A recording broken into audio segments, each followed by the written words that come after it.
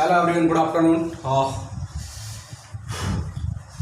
This is a lecture for conditional probability, or I think in this lecture I will discuss about the previous years or ID advanced questions. Okay, on basis conditional probability. Okay, तो I think तुमको conditional probability समझ में आ गया होगा, ठीक है ना। कंडीशनल प्रोबेबिलिटी क्या कंडीशन होती है, ठीक है ना। कंडीशनल प्रोबेबिलिटी में तुम्हें 2-3 केस ही कराए थे। What will be the independent event, what happen when the independent event has given, okay, और डिपेंडेंट इवेंट इज गिवन। इसके बेस पर आगे चल के तुम्हें जो नेक्स्ट टॉपिक आने वाला है total probability theorem and Bayes theorem, completely dependent on conditional probability. Okay, completely dependent on conditional probability. तो मैं बोलना चाहूंगा कि ये टॉपिक तुम्हारे लिए बहुत इंपॉर्टेंट है, ठीक है। कंडीशनल प्रोबेबिलिटी इसलिए मैंने इसको एक लेक्चर की बजाय 4-5 लेक्चर में डिवाइड कर दिया, इसलिए क्योंकि तुम्हें कंप्लीट कंसेप्ट क्लियर हो जाए, राइट है कि नहीं। तो बहुत इंपॉर्टेंट टॉपिक है, ठीक है ना। और मैं बोलना चाहूँगा प्रोबेबिलिटी जो है ना, प्रोबेबिलिटी पीएनसी इतना इंपॉर्टेंट, इतना इंटरेस्टिंग टॉपिक है। हर साल इसका 1-2 क्वेश्चन आईटी एडवांस में भी और जेईई मेंस में भी आना ही आना है, आता ही आता है, कोई रोकने वाला। और इतना फिक्स है कि तुम्हें क्वेश्चन देखे होंगे मैंने किस टाइप के क्वेश्चन कराए, तो क्वेश्चन का मतलब एक तरह से फंडा कंसेप्ट बेसिक समझ में आ गया कि इस टाइप क्वेश्चन ज्यादा आ रहे हैं, तो उन क्वेश्चन पर तुम्हें ज्यादा ध्यान देना, ठीक है ना। तो स्टार्ट हम क्वेश्चन से करते हैं, ठीक है ना। लास्ट क्लास में भी क्वेश्चन ही डिस्कस करते। तो एक क्वेश्चन है आईटी जेईई 2010 के या 2017 के, ऐसा कुछ है, जो भी है देख लेंगे बिल्कुल, ठीक है। तो लिखिएगा, ये है आईटी जेईई 2011 क्वेश्चन, ना सॉरी ये तो मैं करा दिया था। ये आईटी जेईई 2012 का क्वेश्चन, ठीक है। क्वेश्चन लिखना, देखो मैक्सिमम सारे क्वेश्चन एक तरह के आ रहे हैं। देखो मैंने तुम्हें स्टार्टिंग में क्लास बताया, क्वेश्चन बताया था ना, क्लासिकल डेफिनेशन, और क्लासिकल डेफिनेशन बताया था total favourable outcome divide by total possible outcome. तो वो तो मैक्सिमम क्वेश्चन पीएनसी बेस्ड पे थे, लेकिन जैसे कंडीशनल प्रोबेबिलिटी स्टार्ट होना, पीएनसी का कोई फंडा ही नहीं आ रहा। ओके, तो क्वेश्चन समझ में आ गया किस टाइप से क्वेश्चन आ रहे हैं, किस टाइप से नहीं। तो ऐसे क्वेश्चन को तुम्हें ध्यान देना ज्यादा, ठीक है। क्वेश्चन लिखना, let capital X and capital Y, capital X and capital Y be two events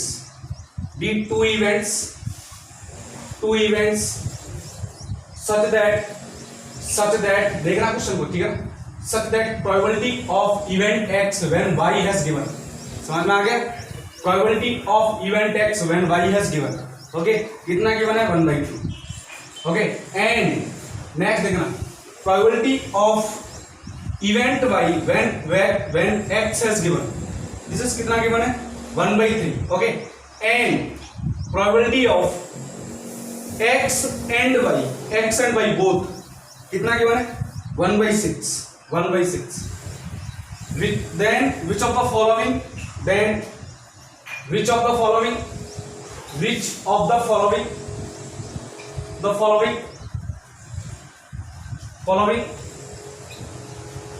is oblique are. समझ में आ गया ना, किस टाइप का क्वेश्चन है। सिंगल करेक्ट भी हो सकता है, मतलब एक आंसर भी करेक्ट हो सकता है, और मोर देन वन आंसर भी करेक्ट हो सकता है, ठीक है ना। करेक्ट तो बताना है कौन सा इसमें करेक्ट है, ठीक है ना। पहला option A, probability of at least one event of X and Y, at least one event X और वाई, कितना गिवन है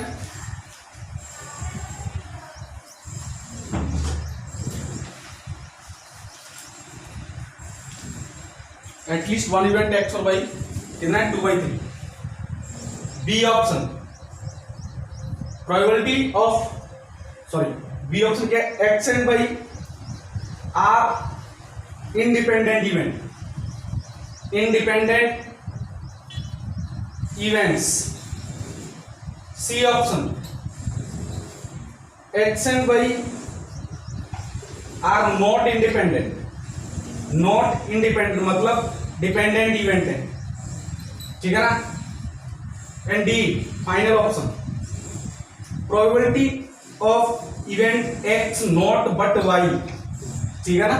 इसका मतलब होता है वाह या फिर कॉम्प्लीमेंट्री इवेंट ऑफ एक्स, सी का मतलब कॉम्प्लीमेंट्री, या फिर डैश इज इक्वल टू 1/3। ये क्वेश्चन है जेईई एडवांस 2012 आईआईटी जेईई, उस समय जेईई एडवांस नहीं था, आईआईटी जेईई था, ठीक है ना, 2012। तो मेंस के हिसाब से बहुत इंपॉर्टेंट क्वेश्चन है, राइट है कि नहीं। According to point of view mains question is really important. तो पहले देखो जहां से गिवन है वही बात कर लेते हैं। गिवन एक तो ये चीज गिवन है, ये गिवन है, राइट है कि नहीं, एक ये चीज गिवन है, ठीक है। तो पहले क्या गिवन है, probability of event X when Y has given, what is the value 1/2, okay. So now from here probability of X intersection Y divide by probability of event Y, ये होती है इसकी डेफिनेशन। कितना है 1/2, इज दैट क्लियर नॉट? ठीक है ना? So the value of probability of X intersection by 1/6. So now from here you can easily find the value of probability of event y. So this is 1/6 divided by 1 by y divided by probability of y 1/2. So from here probability of event y will be 1/3. Am I right or wrong? ठीक है ना? Next now इस case में आ जाओ, ये case क्या बोल रहा है? probability of y upon x, मतलब probability of event by event y है when x is given, बोलो कितना 1/3. Okay, so definition of this y intersection x divided by probability of x 1/3. Okay, and the value of this 1/6, तो put कर दो 1/6 probability of event x 1/3. So probability of event x 1/2 आएगा क्या? Okay, पहला B option देखो मिल गया तुम्हें, probability of x into probability of y कितना मिल रहा है? देखो ध्यान से, 1/3 इंटू 1/2 कितना आ गया 1/6, और ये किसके इक्वल है? Probability of x intersection y. तो ये अगर probability event x and event y are independent, then probability of x intersection y will be probability of x into probability of y. Is that clear not? So B option is the correct answer. पहला तो तुम्हें मिल गया. अब देखो दूसरा option भी तुम easily find कर लेओ, तो ये तो रॉन्ग हो गया सी ऑप्शन. अब बात रहेगी किसकी? ए और डी की. ए और डी की रहेगी तो probability of event in X union Y तुम इजीली निकालो. इसको मैं रफ कर देता हूं, रटेगे नहीं. तो क्वेश्चन देखो किस टाइप, मतलब मैक्सिमम क्वेश्चन मैंने प्रोबेबिलिटी ऑफ कंडीशनल प्रोबेबिलिटी इसी टाइप के क्वेश्चन कराए हैं. और मैं जो तुम्हें बता रहा हूं कि हाँ ये क्वेश्चन इस एग्जाम आए हुए, तो समझ में आ गया हो किस टाइप के क्वेश्चन आ रहे हैं. तो पहली बात तो इसका फंडा सीधा, इसकी डेफिनेशन क्या होती है? X plus probability of Y minus probability of X intersection Y. Is that clear not? The value of this कितना है 1/2 plus value of this 1/3 minus this 1/6. Okay, तो सॉल्व कर दो. 6 एलसीएम आया, 6 एलसीएम आया 3 + 2 - 1 कितना आ गया? 5 - 1 4/6. 4/6 मतलब 2/3. Is that clear not? मतलब ये भी करेक्ट है. अब रहेगी किसकी? वाई की बात. ठीक है ना? डी ऑप्शन की बात कर लेते हैं एक बार. डी ऑप्शन क्या बोल रहा है? डी पूछे probability of X complementary intersection Y. अगर तुम्हें ध्यान हो तो ये यही होता है कॉम्प्लीमेंट्री का मतलब ये होता है. इसको मैंने तुम्हें कराया probability of event Y minus probability of X intersection Y. समझ में आ गया तुम्हें? प्रोबेबिलिटी ऑफ वाई कितना है? 1/3 आया था, सॉरी 1/3 माइनस दिस इज 1/6. ये हाफ कर रहा है तो कितना हो जाएगा? वैसे भी एलसीएम ले लो 6, तो ये कितना 2 - 1 कितना आ गया 1/6. Okay, is that clear? ठीक है ना? तो ये तो रॉन्ग ऑप्शन हो गया सर.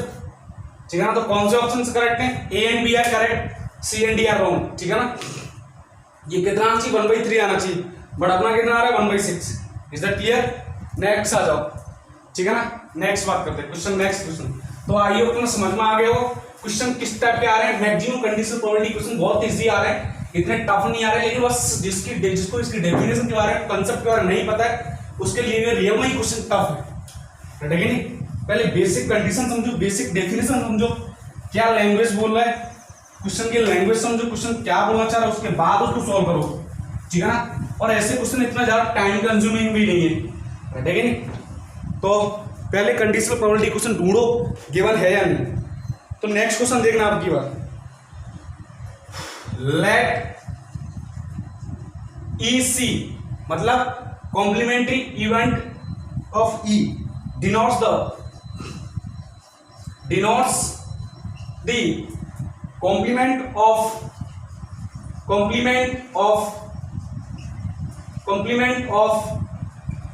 an event E. ठीक है ना? Full stop with let E, F and G be pairwise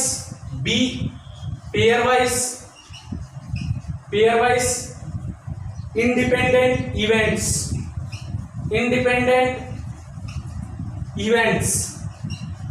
question को थोड़ा सा इसने घुमा दिया, इसने वर्ड बोल दिया पेयर वाइज, ठीक है ना, पेयर वाइज इंडिपेंडेंट इवेंट्स, ठीक है ना, with probability of event G is positive, positive है, ठीक है ना, पॉजिटिव है, सही बात है, प्रोबेबिलिटी ऑफ इवेंट, कोई भी इवेंट हो या तो पॉजिटिव इक्वल टू 0, ठीक है ना, और less than 1, and probability of E intersection F intersection G equal to 0, ठीक है ना, then probability of complementary event of E intersection F और ये G, ठीक है ना, equals A option, probability of complementary event of E plus complementary event of F, D probability of complementary event of B minus C probability of minus probability of event D, and D probability of event D minus probability of event F, ठीक है ना, JEE IIT JEE 2007, ठीक है ना, 2007, तो important question है according to JEE mains, okay. तो question समझ में आ गया होगा, व्हाट द क्वेश्चन वांट। देखो क्वेश्चन अभी तुम्हें समझ में नहीं आएगा मुझे लग रहा है, राइट, लेकिन क्योंकि इसने पेयर वाइज इंडिपेंडेंट इवेंट बोल दिया है। पेयर वाइज का मतलब ये नहीं है कि तीनों इंडिपेंडेंट इवेंट, तीनों आपस में नहीं, दो के पेयर इंडिपेंडेंट है, मतलब कहने का मतलब ये probability of event E intersection G, ये कितना हो गया ना, probability of event E into probability of event F, समझ में आया, दो पेयर वाइज। ऐसे ही F intersection G, F intersection probability of E intersection F, इसको हाँ ई एफ इंटरसेक्शन जी, ये कितना है ना, probability of event F into probability of event G, pairwise. And कल को तुमसे ये बोल दिया probability of event E intersection event G, ये कितना है, into probability of event G. Is that clear not, ठीक है ना। नेक्स्ट इसकी डेफिनेशन की बात करते हैं, इसका मतलब कितना हो गया, देखो इसका मतलब यही हो गया क्या, प्रोबेबिलिटी ऑफ, इसकी सी की बजाय मैं बार लिखूं तो अच्छा लगेगा, ठीक है ना, जी बार इंटरसेक्शन है, समझ में आ गया, कोई दिक्कत। Definition probability of A by B की डेफिनेशन क्या होती है, probability of A intersection B divide by B, probability B, तो ये ए हो गया, बी हो गया, डिवाइड बाई, अच्छा जी है ना, ये एफ वार, ये G, this is probability of event G. Is that clear not. थोड़ा सा इसका वेन डायग्राम देख के स्टडी कर लेता हूं, देखो ध्यान से, ये रहा ई, ये मेरा F and this is G. Is that clear not, ठीक है ना। पहले बात करते हैं किसकी, ई बार, ई बार, ये अगर ई है, ये एफ है, ये जी है, ई बार मतलब इस इवेंट ई को छोड़ के कहीं भी पॉइंट को चलेगा, ठीक है ना, यहां भी हो सकता है, ठीक है ना, ई इवेंट को छोड़ के। अब बात करता हूं किसकी, एफ बार, एफ बार मतलब एफ को छोड़ के कहीं भी पॉइंट हो सकता है, ये भी हो सकता है, यहां भी हो सकता है बार, ओके राइट। लेकिन पॉइंट को समझना, जो पॉइंट है ना, ये केस को शो कर रहे हैं एफ बार को और ये ई बार को। Next probability of event G, probability of event G, event G ये कंप्लीट इवेंट जी है, ठीक है ना, इवेंट जी ये पूरा इवेंट जी है, ओके समझ में आ गई बात, ये भी हो सकता है। तो ई बार, ई बार मतलब ई को छोड़ के, एफ बार को छोड़ के, जी जी, इन सब का इंटरसेक्शन पॉइंट, तो इन सब का इंटरसेक्शन पॉइंट ओनली ये आया, समझ में आया, ये वाला पॉइंट। कोई दिक्कत, तो ये वाला पॉइंट कैसे निकालोगे, तुम निकालोगे, देखो टोटल प्रोबेबिलिटी कितनी है, probability of event G minus minus ये घटाओगे, ये घटाओगे, इज दैट क्लियर। मतलब ये वाला पार्ट सब्ट्रैक्ट करोगे और ये वाला पार्ट सब्ट्रैक्ट करोगे, ठीक है। तो मैं यहां लिख रहा हूं, इसको मैं कैसे लिख रहा हूं, देखो probability of event G minus probability of E intersection G, probability of E intersection G, okay, minus probability of E intersection F. लेकिन एक खास बात, तुमने एक्चुअल में देखा ना, ये जो पार्ट है ना, ये दो बार तुमने सब्ट्रैक्ट कर दिया, तो एक बार तो ऐड करना पड़ेगा। Probability of E intersection F intersection G divide by कितना है टोटल प्रोबेबिलिटी ऑफ जी। अगर इस क्वेश्चन में को तुम बाई चांस को भूल भी जाओ तो कोई दिक्कत नहीं पड़ने वाली, क्योंकि इसकी वैल्यू जीरो ही गिवन है। By the way actual complete concept तो यही है, ठीक है ना। बाई द वे नहीं गिवन, जीरो नहीं गिवन तो आंसर डिफरेंट आएगा, लेकिन यहाँ जीरो गिवन है तो ये तो जीरो है, रटेगी नहीं कोई दिक्कत, ठीक है ना। तो आई होप अब तुम्हें समझ में आ गया हो। और तो क्वेश्चन मान, ठीक है, इसको मैं रफ कर देता हूँ, रटेगी नहीं।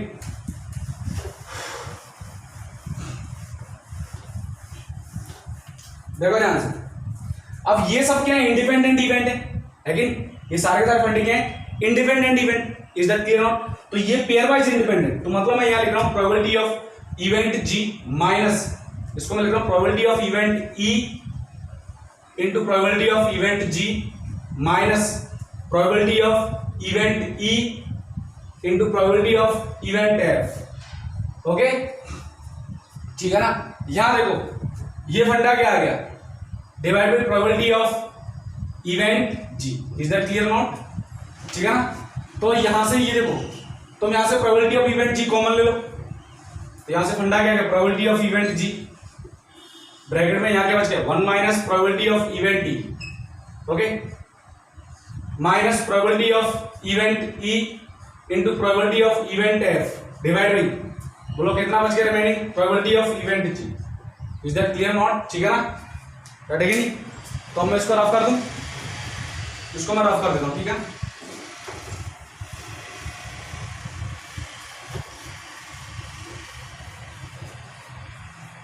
ध्यान से देखो, और भी कुछ कॉमन आ रहा है क्या, और तो कुछ कॉमन नहीं आ रहा, तो ध्यान से देखो ये कितना आ गया, probability of event G into, अच्छा ये काम करो ना, ये E bar one minus E bar probability of event E, probability of event E bar minus probability of event E, probability of event F divide by probability of event G. ये E intersection F नहीं, ई intersection जी आना चाहिए, ई intersection G F intersection जी दोनों जगह, तो ये F intersection जी होना चाहिए, मैंने गलत कर दिया था, तो ये E intersection G F into जी आना चाहिए, ठीक है ना, कर लेना उसको करेक्ट। तभी मैं कहूँ ये कितना है, ई जी, ये एफ इंटू जी, ओके,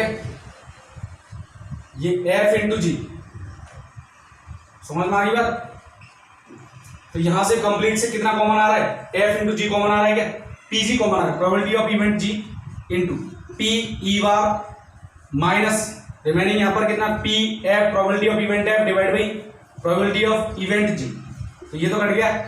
तो यहां से देखो ये क्या आ गया, probability of event E bar complementary event of E minus probability of event F. देखो कौन सा करेक्ट है, this is wrong, this is also wrong, this is also wrong, ये correct option C option is correct, single, ठीक है ना, single correct type भी option था, ठीक है ना, लिखा भी उसमें, ओके।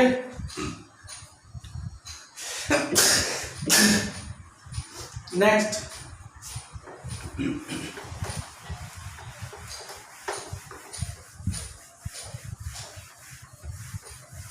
नेक्स्ट आ जाओ, नेक्स्ट क्वेश्चन इंडियट टाइप क्वेश्चन है, देखते हैं किसके बच्चे को कौन कौन बच्चा कर लेता है, ठीक है ना। लिखो थ्री चिल्ड्रन, क्वेश्चन क्या है, three children A B C, okay, in order throw a pair of dice,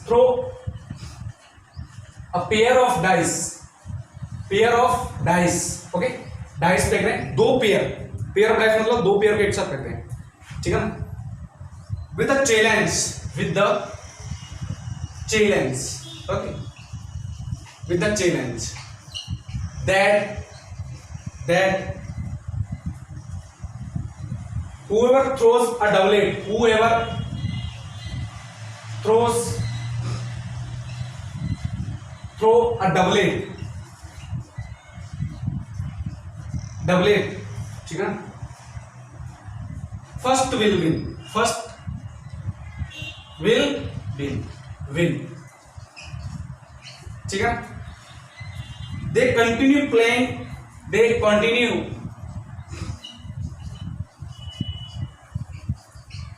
continue playing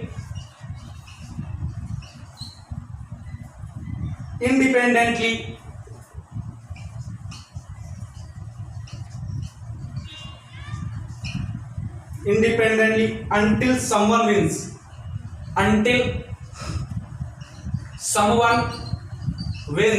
okay, to stop. If A starts the game,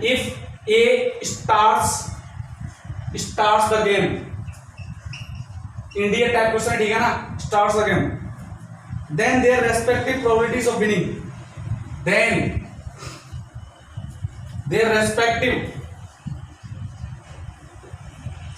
respective probabilities of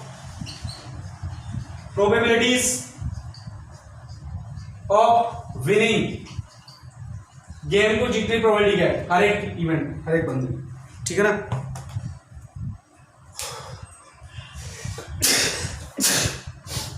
क्या हो गया है? ओके, क्वेश्चन को समझना है, question क्या कहना चाह रहा है। इसने बोला है कि हर एक बंदे की विनिंग की प्रोबेबिलिटी क्या है। अब जीतेंगे कब वो, जैसे कोई बंदा ए बी में से जीतेगा तो डबलेट का मतलब समझ रहे हो कि तुमने दो डाइस पे, डबलेट मतलब या तो 1-1 आ जाए दोनों डाइस पर तो ए जीत जाएगा, या फिर 2-2 आ जाए तो जीत जाएगा, 3-3 आ जाए तो जीत जाएगा, 4-4 आ जाए, 5-5 आ जाए, 6-6 आ जाए। These are the doublet. क्या है ये? डबलेट। ओके, समझ में आ गई बात? राइट है। अब देखो ABC, लॉकडाउन का टाइम है, स्कूल बंद है, बच्चे अब फ्री बैठे तो कोई गेम खेल रहे हैं। अब गेम कैसे खेल रहे हैं देखो ध्यान से। ये लो भाई, 3 लोगों ने सर्कल बना लिया, ए की बारी आई, ए ने खेला, बी की बारी आई, बी ने खेला, सी की बारी आई, सी ने खेला।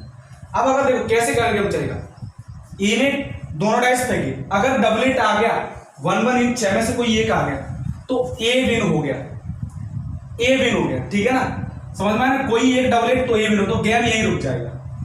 बाई चांस ए के पास डबलेट नहीं आया तो फिर कौन थ्रो करेगा? दोनों डाइस को बी, समझ में आया। अगर बी के पास डबलेट आ गया तब गेम यहां रुकेगा, ठीक है ना, और नहीं आया तो आगे चलेगा, समझ में आ गया।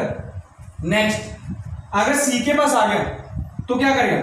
सी के पास अगर डबलेट आ गया तो गेम क्या करेगा? यहीं रुक जाएगा।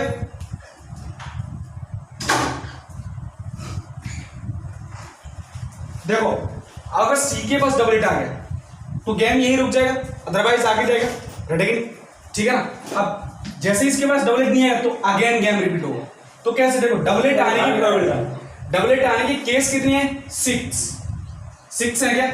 सॉरी, इवेंट की 6 केसेस, और टोटल केस कितना? 36। तो प्रोबेबिलिटी ऑफ डबलेट कितना है? 1/6, 6/36। तो कैसे देखो, पहले ही अगर डबलेट आ जाए तो विनिंग की प्रोबेबिलिटी क्या आएगी? पहले ही अगर डबलेट आ जाए तो 1/6, समझ में? तो गेम यहां स्टॉप हो गया। लेकिन बाई चांस अगर पहले 1/6 नहीं आया, मतलब पहले डबलेट नहीं आया, तो आगे चलना पड़ेगा, ठीक है ना। तो पहले मतलब 1/6 के अलावा नॉट डबलेट, ए के बाद डबलेट नहीं आया तो ए के बाद डबलेट ना आने की प्रोबेबिलिटी 1 - 1/6, और बी के पास कितना आ गया? डबलेट, ठीक है ना, समझ में आया ना। नेक्स्ट, बाई चांस बी के पास भी डबलेट ना आया तो बी के पास डबलेट ना, मतलब ए के पास डबलेट ना आने की प्रोबेबिलिटी, उसके बाद बी के पास भी ना आने की डबलेट प्रोबेबिलिटी, लेकिन सी के पास डबलेट आ गया, प्लस चलता जाएगा। यहां पर गेम स्टॉप, तो इसकी जरूरत नहीं है, ठीक है ना। ऐसे ही देखो, अगर ए के पास डबलेट नहीं, बी के पास डबलेट, तो आगे नहीं आएगा, और अगर नहीं आया तो ऐसे आएगा। प्लस फंडा देखना, बाई चांस सी के पास भी डबलेट ना आया तो 1 - 6 इंटू 1 - 6 इंटू 1 - 6, ये ए के पास डबलेट नहीं, this is not the doublet on B, this is not the doublet on B, C, तीनों के पास हो गया। अब फिर से बारी किसकी आ गई? ए की, ओके। और ऐसे ये प्रोसेस चलता रहेगा जब तक डबलेट नहीं आएगा, इनफाइनाइट तक, ठीक है ना। तो फंडा आप तुम निकाल सकते हो इजीली, ठीक है ना, कोई दिक्कत। ये तुम्हारा आंसर आ गया क्वेश्चन का, इजीली कर सकते हो इसको। इनफाइनाइट जीपी बनते दिख रहे हैं तुम्हें, ठीक है ना, दिख रहा है ना। इजीली कर सकते हो क्वेश्चन को, इतना टफ क्वेश्चन नहीं है, बस समझना है तुम्हें क्वेश्चन क्या कहना चाहता है। तो कितना आंसर आ गया 1/6 प्लस 5/6 प्लस 5/6 का स्क्वायर इंटू 1/6, ओके, प्लस 5/6 का cube into 1/6 up to dot dot dot infinity. तो ये इनफाइनाइट जीपी है जिसका आर कितना है 1/6, फर्स्ट टर्म कितना है ए कितना 1/6, तो एस इंफिनिटी कितना आता है a/1 माइनस आर, ठीक है ना। तो a is 1/6 divide by 1 minus आर कितना 5/6, कटेगा नहीं। So this the answer will be 1/6 divide by 1/6, कितना आ गया 1। विनिंग की प्रोबेबिलिटी ईच बंदे की कितनी है 1/1 प्रोबेबिलिटी। अगर बी से भी स्टार्ट करें तब भी आंसर यही है, ठीक है ना, कोई दिक्कत। नेक्स्ट आ जाओ, आइए तुम समझ में आ गया क्वेश्चन, इंडिया टाइप क्वेश्चन है, IIT JEE 2013 JEE advance 2013 question पूछा हुआ है, ठीक है ना, JEE advance 2013।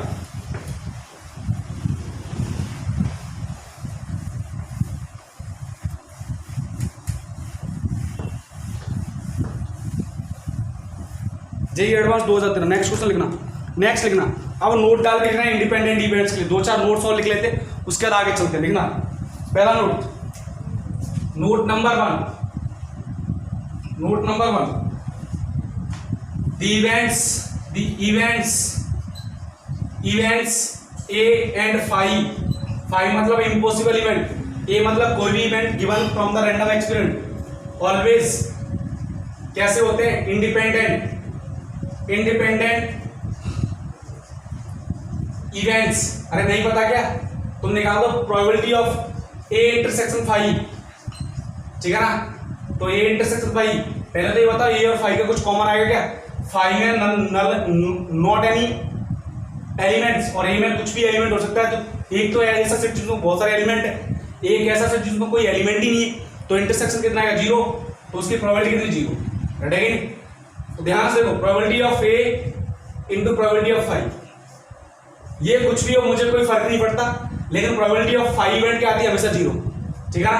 Second, the events S and A कैसे होते हैं हमेशा इंडिपेंडेंट, ये भी हमेशा कैसे होते हैं इंडिपेंडेंट इवेंट्स, रटेगा नहीं। बोलो कैसे, तुम ऑलरेडी जानते हो, तुम अगर S इंटरसेक्शन A निकालोगे तो कितना आएगा, S मतलब यूनिवर्सल सेट, यूनिवर्सल सेट का एक सेट के साथ इंटरसेक्शन। अरे देखो ध्यान से, वेन डायग्राम बनाना तो आता है ना, this is S, this is A, इन दोनों कॉमन कितना हो, ये common A already present in S, okay.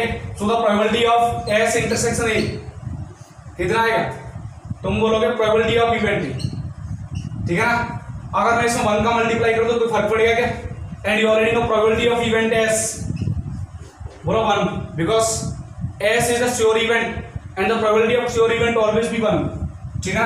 so PS intersection A will be equal to PA into PS, hence proof, okay, ठीक है ना। तो मुझे तो सिर्फ इतना आना है S और A के इंडिपेंडेंट इवेंट्स, ओके। नेक्स्ट फंडा, एक फंडा तो मैं ऑलरेडी करा चुका, फिर भी लिख लो इसको। थर्ड नंबर क्या बोल रहा है, if A and B are independent events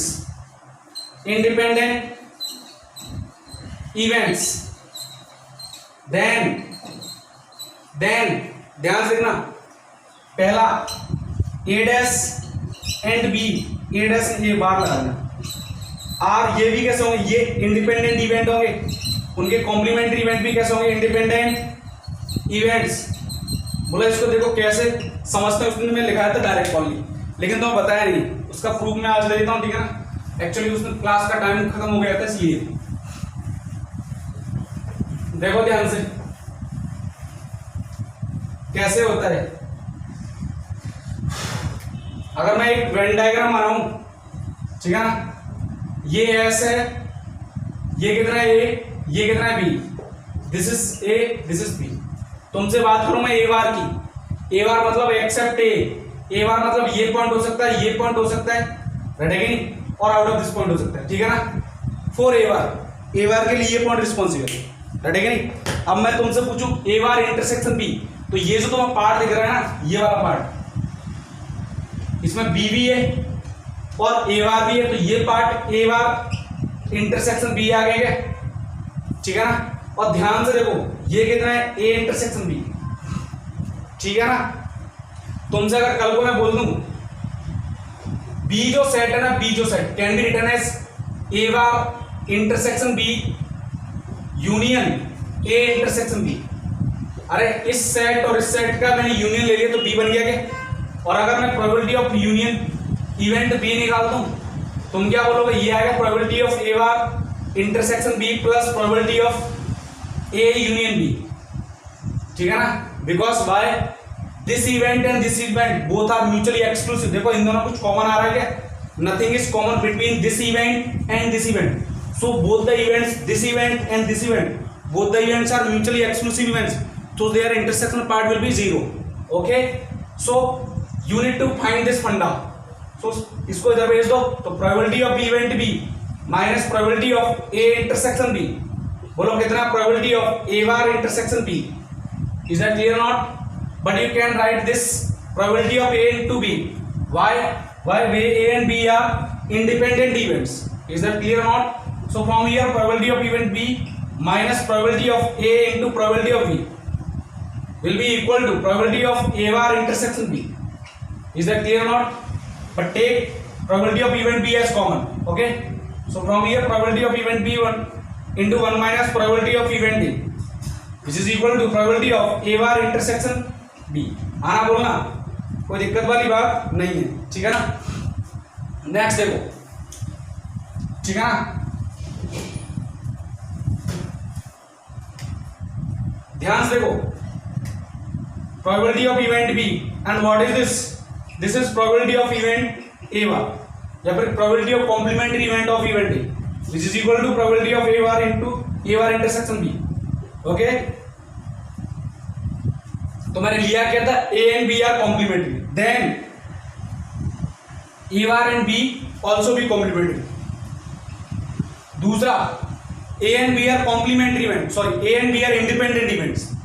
Then दूसरा फंडा A and B बार ये भी कैसा आएगा, इंडिपेंडेंट इवेंट्स। जो A and B वाला केस है ना, A and B are independent events, उसका दूसरा केस R ये भी कैसा हुआ, इंडिपेंडेंट इवेंट्स। तो ये तुम कर लोगे, इसके लिए तुम्हें खास नहीं है, सेम एज इट इज फंडा है। अब तुम जो लोगे ना वो ये केस लोगे, फंडा कौन सा ले रहे हो, ए एंड बी बार, तो ये तो क्या हो गया, ए इवेंट पूरा का पूरा, ठीक है ना। बी बार की बात करता हूं मैं, बी बार, तो ये तुम्हारा बी इवेंट है बी, तो बी बार बी के except B all are A bar B bar, तो ये कितना हो जाएगा, बी बार, ये पार्ट कितना हो जाएगा, बी बार, ठीक है ना। कंप्लीट का कंप्लीट, राइट है कि नहीं। तो ये देखो ये पूरा का पूरा पार्ट क्या है, बी बार। अब मैं पूछूं ए इंटरसेक्शन बी बार, यही पार्ट आ गया क्या, ठीक है ना, ए इंटरसेक्शन बी बार, और इसका यूनियन ले लूं किसके साथ, ए इंटरसेक्शन बी के साथ, A intersection B, A intersection B क्या है, ये इसके साथ यूनियन लोगे तो क्या आएगा, ए आएगा क्या। तो फंडा एज इट इज, यहां से एज इट इज रिप्लेस हो जाएगा, रेडी है, तो इसको तुम कर लोगे, ठीक है ना। इसके लिए मैं अपना टाइम वेस्ट नहीं कर रहा हूं, आगे चलता हूं, ठीक है ना। ओके, नेक्स्ट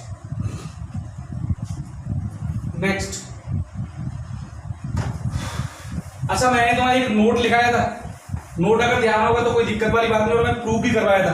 प्रूफ क्या था, देखो ध्यान से, थर्ड नोट देख लेना, थर्ड नोट नंबर 3 या 4, पहले इसको लिख लो, सी ए बार एंड बी बार, ये भी कैसे होंगे, ये भी होंगे इंडिपेंडेंट इवेंट्स। इसका सेकंड इवेंट का, सॉरी थर्ड नोट का third point, independent events. Okay, ठीक है ना, समझ में आ गई बात। तुमसे अगर मैं कल को पूछूं सर ये होता है, इसको मतलब हमें प्रूव क्या करना है, ए बार इंटरसेक्शन बी बार क्या आता है, 1 minus probability of event A into probability of event B. अगर तुम्हें ध्यान हो, sorry A bar not B, right है कि नहीं, यही मैंने पढ़ाया था क्या। अब ये निकालूंगा कैसे, तो मैं एक बात, अरे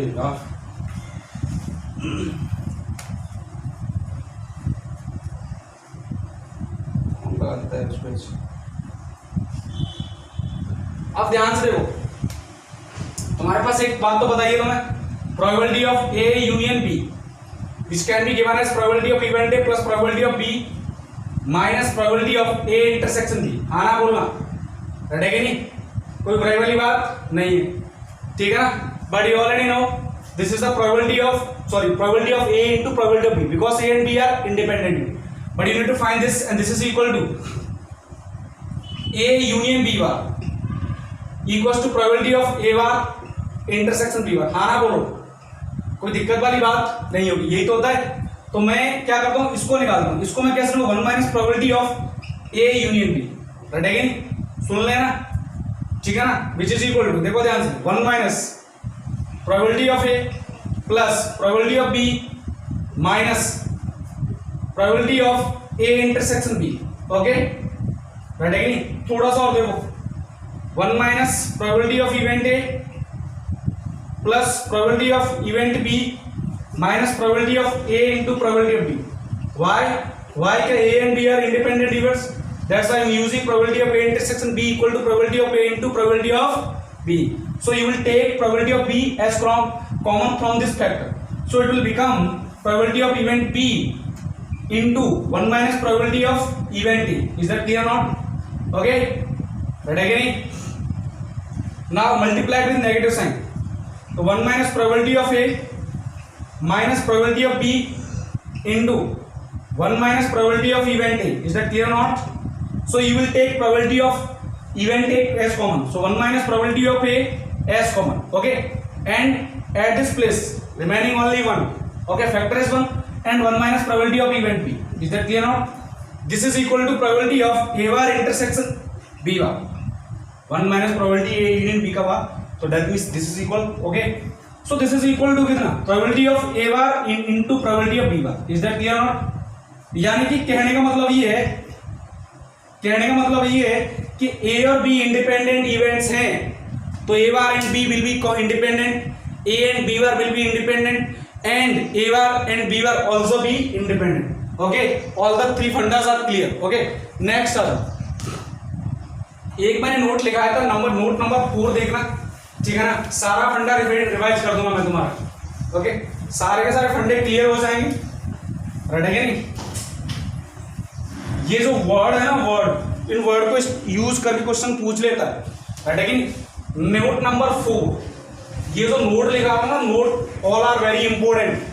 तीसरा फंडा क्या था, मैंने तुम्हें लिखाया था probability of A by B, मतलब probability of event A when B has given, plus probability of event A bar मतलब complementary event of A when B has given, the sum of their equal to 1।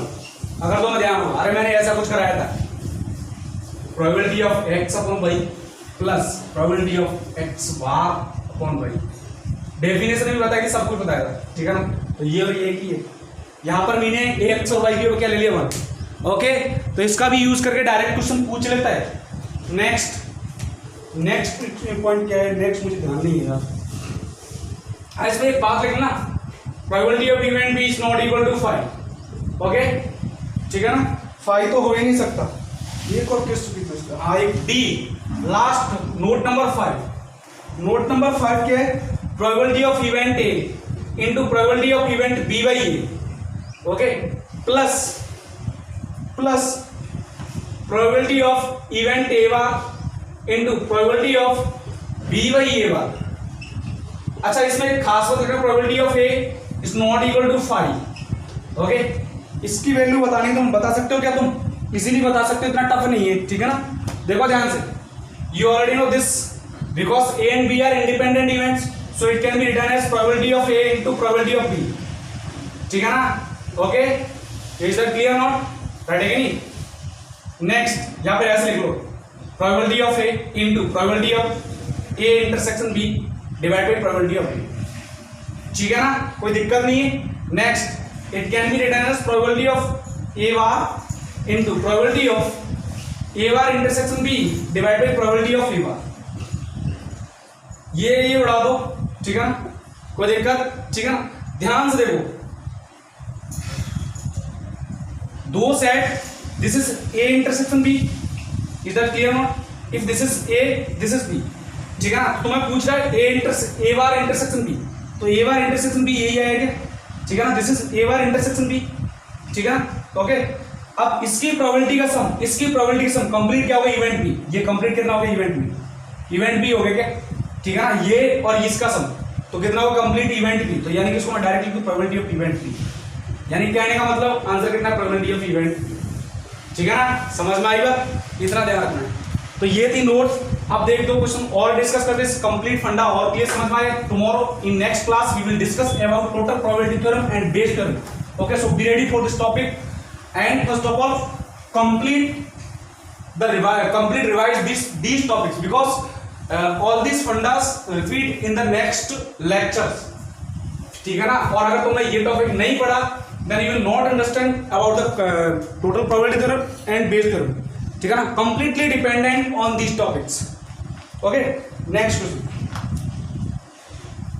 Question बहुत easy है, जिसको समझ में आ गया ना उसके लिए कोई दिक्कत नहीं, ओनली 15 सेकंड का क्वेश्चन, ठीक है ना। लिखना, a fair coin is tossed repeatedly, लिखो a fair coin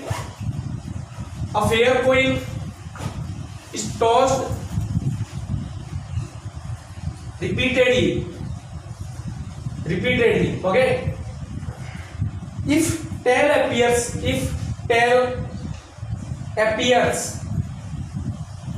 appears on first four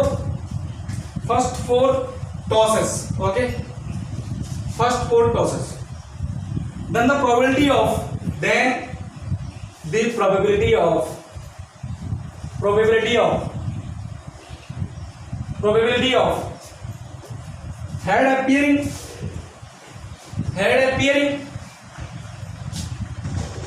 head appearing on fifth toss, जिसने कंडीशनल प्रोबेबिलिटी समझ ली होगी ना उसके लिए इस क्वेश्चन में कोई दिक्कत नहीं है, अदरवाइज इस क्वेश्चन करते रहना कभी आंसर नहीं आएगा, ठीक है ना। इस क्वेश्चन में पेन हटाने की जरूरत नहीं है, पेन चलाने की जरूरत नहीं, ठीक है ना। विदाउट यूजिंग पेन बता सकते हो तुम सी 1/32 and D 1/60 which is correct. सोच के बताओ, सोचो समझो परखो, you don't need to use your pen, okay, so what will be the answer, tell me your answer, okay। तो वीडियो पॉज करो और सोचो, ओनली 15 सेकंड क्वेश्चन है, देखो ध्यान से। अब बताता हूं मैं, तुमने 4 बार कॉइन फेंका, 4 बार टेल आया, ठीक है ना, ओके। अब 5वीं बार हेड आया, टेल आया, ठीक है ना। तो 5वीं बार तुम कॉइन फेंक रहे हो तो क्या प्रीवियस इवेंट्स को कोई फर्क पड़ेगा क्या, प्रीवियस इवेंट्स का कोई फर्क नहीं पड़ेगा भाई, इंडिपेंडेंट इवेंट है, हेड या टेल में से कोई एक ही आ रहा है, ठीक है ना। तो हेड आने की प्रोबेबिलिटी और टेल आने की probability in the fifth toss will be same, कितना 1/2, रटेगा नहीं, समझ में ना। अरे पहले तुम्हारे चाहे हेड आ गया चाहे टेल आ, कुछ भी क्या फर्क पड़ता है, fifth toss directly independent to the previous tosses, so the both the events are independent, so the probability will be 1/2, okay, simple, okay. Next question,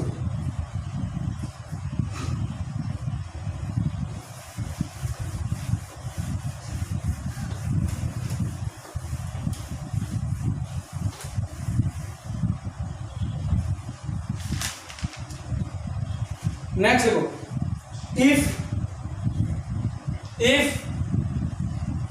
P A by B, probability of event A by B, probability of event A when B has given equal to probability of event complementary event of A when B has given, then A and B are, पहला first option independent events, second B dependent events,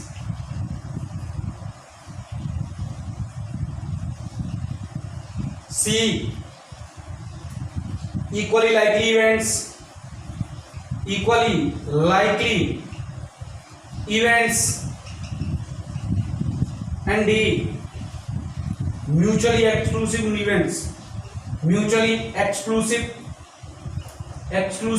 events, ठीक है ना, okay. तो discuss करते हैं इसको, सिर्फ solve करना और कुछ नहीं, ध्यान से देखो। ये कितना है प्रोबेबिलिटी ऑफ, अच्छा मैं एक बात बोलूं, तुम इतना तो जानते हो probability of A by B plus probability of A dash by B कितना होता है 1, ठीक है ना। तो इसकी जगह मैं कितना लिख दूं, 1 minus probability of A by B, right है कि नहीं? तो probability of A by B is equal to 1 minus probability of A by B, right है कि नहीं? So it will become probability of A by B into 2 equals to 1। तो यहां से कितना आ गया? Probability of 2 into probability of A intersection B divide by probability of B equal to कितना? 1, राइट है कि नहीं? इक्वली लाइकली इवेंट्स,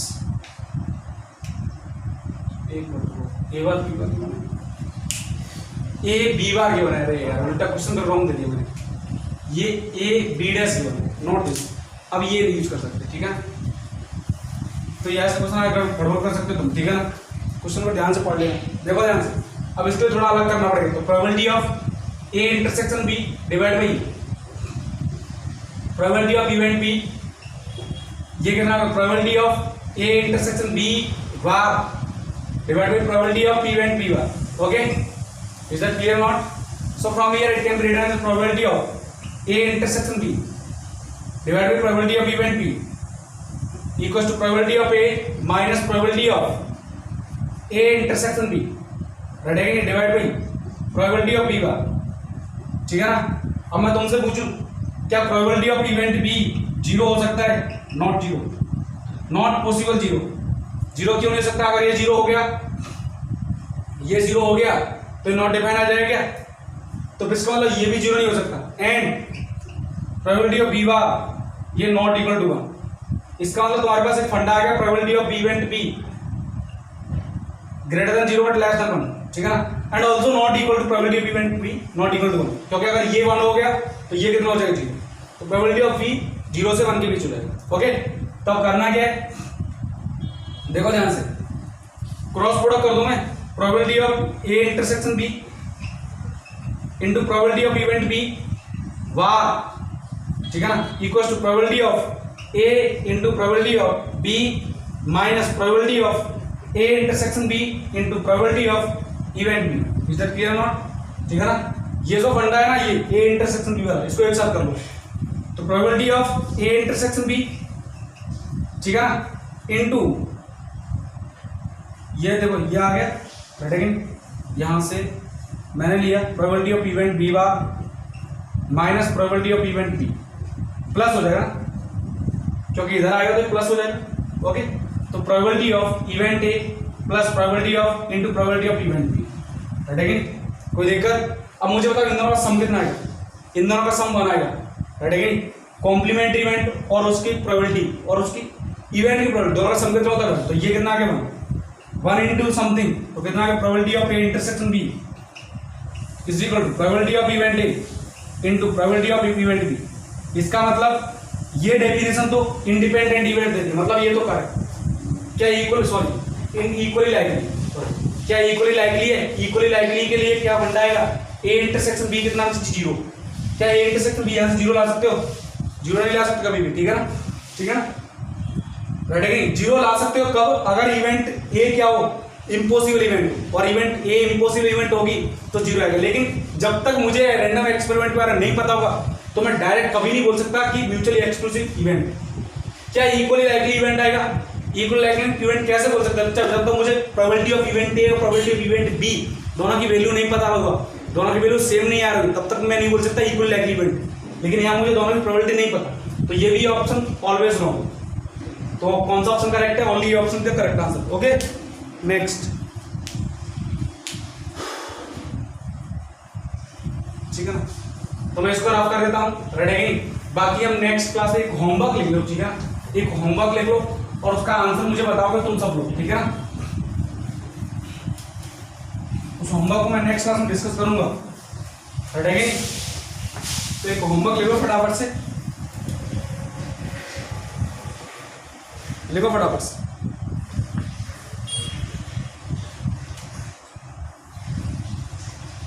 क्वेश्चन लिखना, ए राइफलमैन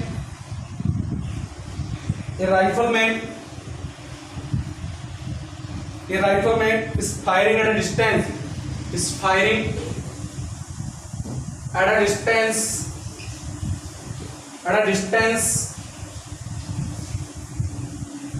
टारगेट, ठीक है ना, target, and hence only 10% chance of hitting it, ठीक है ना।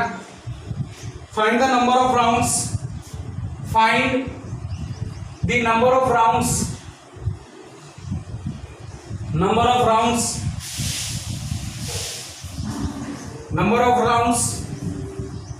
he must fire in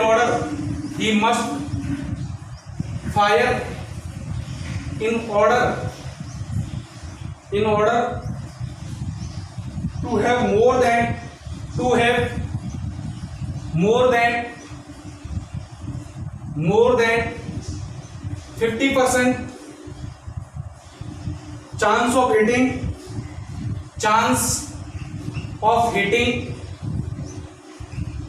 at least once, ठीक है ना। तो जो राउंड बताना है कितने बार मुझे फायर करना पड़ेगा कि वो टारगेट जो तुम्हारा पास क्या बोलते हैं राइफलमैन है ना, टारगेट को हिट कर दे कि उसकी प्रोबेबिलिटी 50% हो जाए, ठीक है ना। एटलीस्ट एक बार तो फायर करना चाहिए, ठीक है ना। ओके, तो और जबकि उसकी हिटिंग की टारगेट को हिट करने की प्रोबेबिलिटी है ओनली 10% चांस। 10% चांस मतलब समझ रहे हो कि 10/100, ओके, मतलब प्रोबेबिलिटी 1/10। तो आज से इतना ही काफी, ये होमवर्क है, तो मुझे इसका आंसर करेक्ट बताओगे क्वेश्चन का, ठीक है ना, और कमेंट सेक्शन में कमेंट कर बताना।